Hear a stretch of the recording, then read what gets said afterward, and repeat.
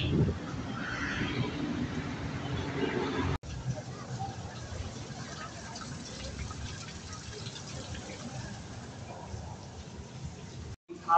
mo ang mga alay ng iyong sumasabog sa bayanan at tanggapin mo ang mga ito para madalo ng Jesus. Isama-sama tayo sumulog sa Ama nating nasa langit.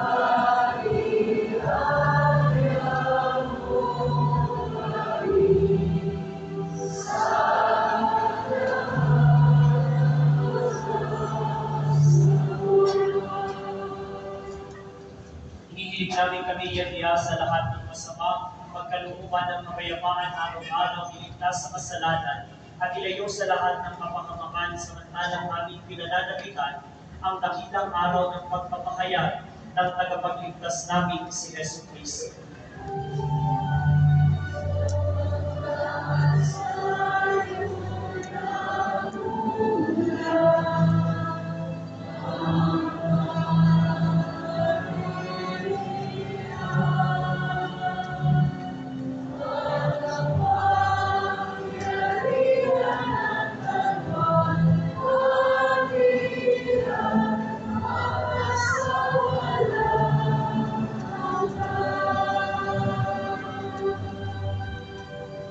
Panginoong Yesu Cristo, sinabi mo sa iyong mga apostol, kapayapaan ang iniiwan ko sa inyo, ang aming kapayapaan ang ibinibigay ko sa inyo. Tunghayan mo ang aming pananampalataya at huwag ang napakarami naming mga pagkakasala. Pagkalooban mo kami ng kapayapaan ng pagkakaisa ayon sa iyong kalooban, kasama ng Espiritu Santo, magpa sa walang hanggan. Ang kapayapaan ng Panginoon naway laging sumainyo. Magbigayan kayo ng hati ng kapayapaan sa bawat isa. At pagmamalasakit. Sumainyo ang Panginoon.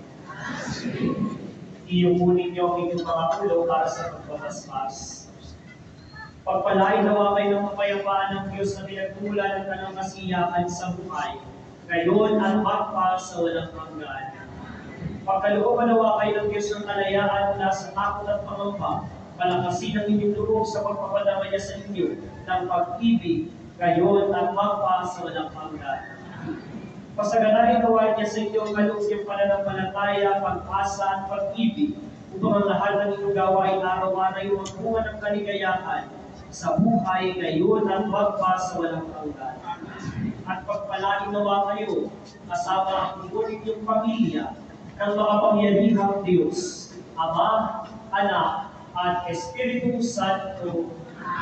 Tapos ng pananalisa, umayo kayong taglay ng kapayapaan upang ang Diyos at ang kapwa'y mahalin at paglingkuran.